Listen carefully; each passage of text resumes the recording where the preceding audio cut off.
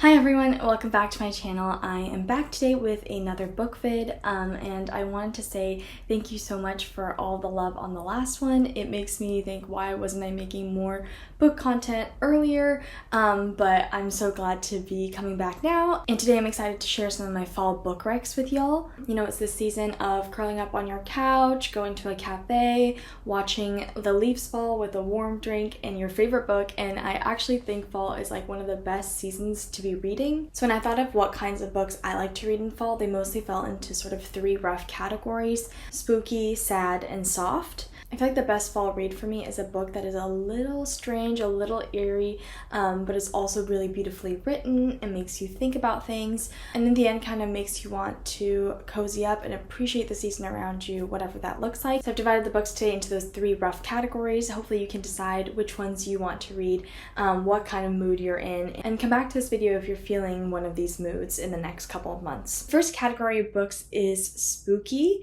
and of course this makes sense. It's fall. When else are you going to read spooky books, and especially in the lead up towards Halloween? The books I've chosen in this category are spooky in a lot of different ways. I don't really read horror. I don't necessarily read like gothic literature either. Most of these books are some combination of like contemporary literary fiction, maybe with some fantasy in there, that deal with some sort of like surreal or supernatural element, or just feel very spooky in the way that they were written. So the first spooky book I want to recommend is Piranesi by Susanna Clarke. In it, the main character is within a labyrinth and he's trying to figure out how to get out of the labyrinth, and then slowly over the course of the book we learn the truth about basically how he got there. I really don't want to say more because it's one of those books that I would kill to read for the first time. The way the story evolves is just that cool and interesting and unexpected, but I'd really recommend it for this fall. I finished it in a matter of days and it's very spooky in both a literal and kind of philosophical way. The next book is The Shadow of the Wind by Carlos Ruiz Zafón. This book is a historical fiction book set in Barcelona in the 50s, and the main character is an avid reader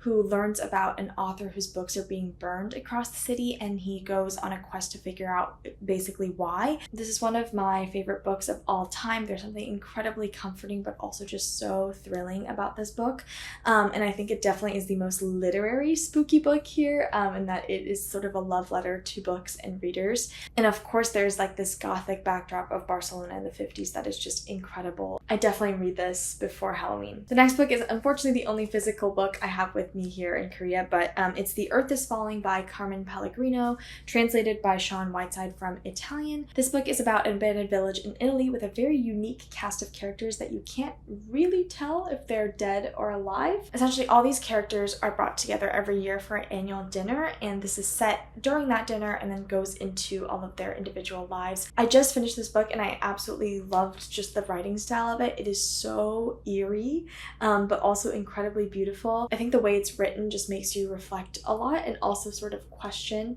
what being alive truly is. So if you want sort of like a haunting, sort of unsettling, but also very beautiful read, I definitely recommend it. The next book is Elena Knows by Claudia Pinheiro. I think you guys must know that this is one of my favorite books of all time and also in recent years. It was my favorite book of 2022 as well. This was translated from the Spanish by Frances Riddle, and it's about a woman in Argentina who has Parkinson's disease and whose daughter has recently died, and she thinks that the reason for her death is different than what the police are saying, and so she sort of starts to investigate the reason behind her daughter's death. So it's a book that's presented as a murder mystery, but in so many ways is way more than that. It's about the right to choose over your own body, mother-daughter relationships, family relationships, how unknowable we are to each other, and I just think that to make a book that is this exciting, thrilling, almost spooky, but also very politically important, philosophical, and just very touching is so hard. I love this book and I think fall is the best time to read it, so I hope you guys check it out. The next is Giovanni's Room by James Baldwin. I'm guessing a lot of you guys have heard of or read this before, but just in case you haven't, it's about two men who fall in love in Paris in I think the 50s as well, and then one of them dies, and the other is left to deal with the grief of the other's sudden death, but it's about their love, about that time, and I think it's a great intro to Baldwin's writing style. If you've never read any of his works before, I would say it's probably one of his most suspenseful or spooky works. I do think there's this strange sense of both melancholy and like attention through the whole book that makes it spooky. Last but not least, I have Time Shelter by Georgi Gospodinov, and this is a book I mentioned in my summer reads video. It's essentially about a man who witnesses the creation of a thing called a time shelter, which is where patients with Alzheimer's can go to be in an actual real decade. Like, you know, it's decorated as if it's exactly like the 60s or 70s or whatever decade that they want. But this concept that first starts as a very personal thing ends up turning into a very political and international thing, with a lot of countries then becoming nostalgic for a certain time, etc., etc. I think this book is spooky in more of a philosophical and probably political way than a supernatural way. I feel like it shows the extremes to which our society could go in our search for sort of nostalgia and our belief that the past was better. I think the writing style is very pared down and a little spooky as well, so I thought it would be a really good fall read. The next category of books is sad books, and I don't think any book that I like is truly really that sad. I think there's always some sort of element of hope or beauty to it. But fall is sort of the season where a lot of things end, obviously. So if you're wanting to sort of reflect on those things or kind of connect to a more sort of emotional human side of yourself, I think you will really like the next couple of books. The first book is called Chinatown by Tuan, but it takes place over a metro ride in Paris with a Vietnamese woman and her son, but most of the story is actually set in her memory in Vietnam, about sort of the love between her and her husband, a love that was really genuine and real but wasn't really allowed to be in the end. And the writing style is super winding. It has like really long run-on sentences and descriptions, and it almost feels surreal. If you're looking for a slightly more experimental read but you still want to stay really grounded in like very real characters, and also see the depiction of a very beautiful relationship and nostalgia, I would really recommend this book. Next is Lincoln in the Bardo by George Saunders. It's been a very long time since I read this one, but it really stuck with me. It's a sort of historical reimagining of Abraham Lincoln and people around him after his son Willie's death. And even though this definitely has elements of the supernatural and is quite a spooky book, I put it in the sad sort of category because I think the book primarily deals with grief, love, the loss of a child, and sort of a rupture in the family. And it does it so incredibly well and so beautifully, and so I'd really recommend this as well. Forgive me for lowering the blinds because the sun was getting really, really bright. But the next book is Happy Stories Mostly by Norman Erickson Pasaribu, translated from the Indonesian by Tiffany Sao. And ironically, even though there's literally happy in this book's title, I think that these stories in the collection are very quite bittersweet. The stories range from with a lot of different characters and situations, but overall it's about the desire to be happy and the knowledge that you deserve to be happy in a society that doesn't really allow you to be just because of who you are, whether that be your age, your gender, your sexuality, etc. By no means is this a depressing book. I think it's actually very hopeful and very energetic in its own way, but I do think that the bittersweetness that is described was just so well done. So if you're also interested in a translated work that deals with bittersweetness very, very well, I'd really recommend it. Lastly in this category is Sorrow and Bliss by Meg Mason.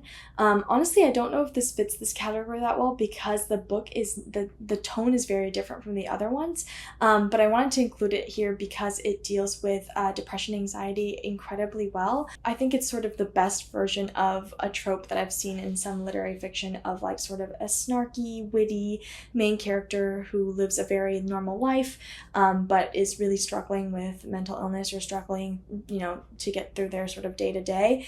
I think this character can be turned very superficial in some cases, and the writing can feel forced, but not with this one. This book is so funny, but it also deals with the most difficult moments in a very real and respectful way. And so if you're sort of looking for a laugh, but also a cry, and also to relate to a lot of interesting, cool characters, I'd really recommend Sorrow and Bliss. And the last category of this video is soft books. What I feel like connects these books is sort of a writing style or a love for characters and relationships, and sort of the depth with which they explore a character's mind and their connections to each other.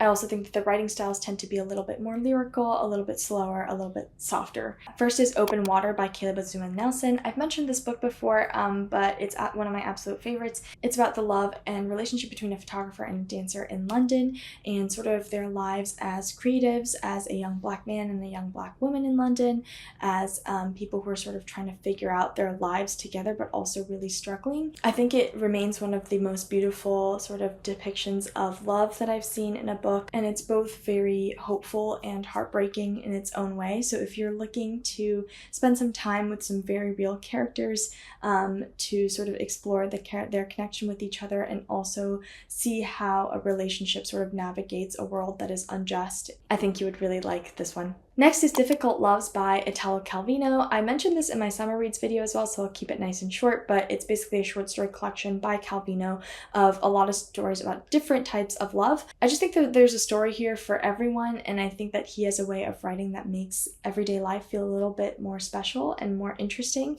And there's so many lines here as well that I really just kept for a long time and highlighted. So if you're looking for a bunch of different stories that you can spend time with, I'd really recommend Difficult Loves. Next is Just Kids by Patti Smith. This is a pretty famous one as well, but it's a memoir by Patti Smith about her 20s in New York and also her relationship with Robert Mapplethorpe. And I think it's a pretty classic, sort of a memoir that captures that sense of being in the 70s in New York. But I think the book is actually way more than just the aesthetic of it. The love that she depicts between her and Robert and their friendship and how it sort of changes over time, and also how they change as they, are young and really struggling artists to sort of finding fame and dealing with that. I think it's really interesting. It says a lot about art, about creativity, and about partnership and connection. So I hope you guys have a chance to check out Patti Smith's memoir as well. Next is another Baldwin favorite. It's If Beale Street Could Talk. This is a love story about sort of the really genuine and wholesome love between a couple that then gets split up when the man gets unfairly placed in prison, and they sort of have to find a reason and the hope to go on in a very, very difficult and unjust situation. Obviously, the work deals with racial injustice, with police brutality, and the police incarceration system, but at the center of it is sort of like why we live, why we love, and sort of how we connect with each other. And I think Baldwin's writing just completely shines in this novel. I always love it, but especially this one. So I'd really recommend it if you're looking for a beautiful read. And the last book in this video is A Lucky Man by Jamel Brinkley. This is a collection of short stories about love, friendship, and community, or sort of like lack thereof at times. I think also set in New York as well. The protagonists are mostly Black men, but there's also a lot of different members of the community that Brinkley shows really, really well. And I think the writing is just done with so much heart and love, and you can really feel it in the stories. Even though there is a lot of melancholy throughout these works, a lot of frustration, and sort of a lack of connection, I think that the writing is just so incredible. It captures sort of those fleeting moments really well, and also at the end of the day sort of makes you feel like life is a little bit more beautiful and hopeful than maybe it actually is, which is, I think, the best thing that a book can do. One small fun fact before we end is actually Jamel Brinkley was my teacher at a high school writing program like 6 or 7 years ago, and he had just written this book and it came out, and then a couple months after the program it won the National Book Award and he completely shot up. It was so cool to watch, and I feel so lucky to have had him as a teacher. He was an incredible writer, an incredible teacher, and also is just the kindest human alive. And so I hope you guys really get a chance to read his work. So that's it for this fall book recs video. I hope you guys enjoyed and found something to read over the next couple of months. Like I said, I'm so excited to read this fall and so excited for the weather to turn and just to be able to sit outside in a cardigan with a warm drink and a good book. Please let me know if you have any book recs for this fall, or if you're looking forward to reading anything this fall, in the comments below, and I will also be back with sort of what I'm reading this fall video too. Otherwise, thank you as always for watching. Subscribe if you'd like to see a little bit more book content on this channel, and just other fall vlogs around Seoul and stuff as well. And I will see you soon in the next one. Bye!